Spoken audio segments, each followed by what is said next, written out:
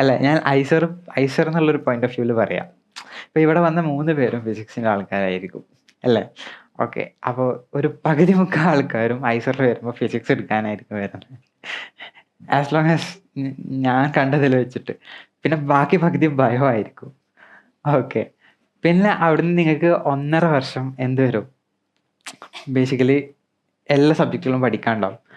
അപ്പോൾ നിങ്ങൾക്ക് എക്സ്പോഷർ കിട്ടും ഈ സബ്ജക്റ്റ് ഡീപ്പായിട്ട് പഠിക്കുമ്പോൾ. എന്നിട്ടാണ് നമ്മൾ മേജറും മൈനറും ചൂസ് ചെയ്യുക. അപ്പോൾ ഇതിലൊക്കെ ഭയങ്കര കൂളായിട്ടുള്ള കൺസെപ്റ്റുകളുണ്ട്, നല്ല അടിപൊളി കൺസെപ്റ്റുകളുണ്ട്.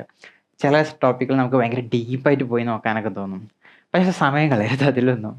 ഓക്കെ. ഇപ്പോൾ തൽക്കാലം നിങ്ങൾ എന്ത് ചെയ്യുക? ഈ സിലബസ് ബൗണ്ടറി ഉണ്ട്. ഇപ്പോൾ ഇവിടുന്ന് നിങ്ങൾക്ക് തരും മെറ്റീരിയലും കാര്യമൊക്കെ. പക്ഷേ സ്റ്റിൽ നിങ്ങൾ സിലബസ് നോക്കണം. ഓക്കെ.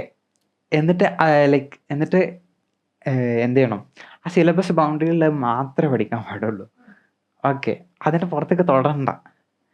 വേണ്ടെന്ന് വെച്ചാൽ വേണ്ട. എക്സാമിന് എന്താ വേണ്ടത് അത് മാത്രം പഠിച്ചാൽ മതി. ഓക്കെ. അപ്പോൾ തന്നെ നിങ്ങൾക്ക് കുറേ എമൗണ്ട് കുറയും. ഓക്കെ. അപ്പോൾ നല്ല ഫോക്കസ്ഡ് ആയിട്ട് പഠിക്കണം. അതാണ് ഫസ്റ്റ് പറയാനുള്ളത്. പിന്നെ ഞാൻ പറഞ്ഞല്ലോ പ്രീവിയസ് ഇയർ പേപ്പേഴ്സ് ഇപ്പം തന്നെ ചെയ്ത് തുടങ്ങാം. നിങ്ങൾ PYQs ഇപ്പോൾ ചെയ്യുന്നുണ്ടാവും അല്ലേ? അപ്പോൾ PYQs തന്നെ നിങ്ങൾക്ക് എന്തിൽ വരും? പ്രീവിയസ് ഇയർ പേപ്പറിൽ വരും ചിലപ്പോൾ. അപ്പോൾ നിങ്ങൾക്ക് പെട്ടെന്ന് സോൾവ് ചെയ്യാൻ പറ്റുന്നതാണ്, ചിലപ്പോൾ സോൾവ് ചെയ്യാൻ പറ്റിയില്ല എന്നും വരും. അപ്പോൾ അത് മൈൻഡ് ആക്കണ്ട. പക്ഷേ പ്രീവിയസ് ഇയർ പേപ്പർ മസ്റ്റായിട്ട് ചെയ്യണം. ഇപ്പം തന്നെ ചെയ്ത് തുടങ്ങാം. അപ്പോൾ നിങ്ങൾ ഔട്ട് ഓഫ് നിങ്ങളുടെ ഇൻട്രസ്റ്റിൽ തന്നെ ജസ്റ്റ് ചെയ്യുക. ഞാൻ പറഞ്ഞ പോലെ അനലൈസ് ചെയ്യുക. അപ്പോൾ നിങ്ങൾക്ക് നല്ലൊരു ഇൻസൈറ്റ് കിട്ടും അതിൽ നിന്ന്. കാരണം നിങ്ങൾ മുന്നത്തെ ഐസറിൻ്റെ എക്സാം നടന്ന പേപ്പറാണത്. ഓക്കെ. അപ്പോൾ അതിന് അതിൻ്റേതായിട്ട് ഇമ്പോർട്ടൻസ് കൊടുത്തിട്ട് തന്നെ ചെയ്യാം.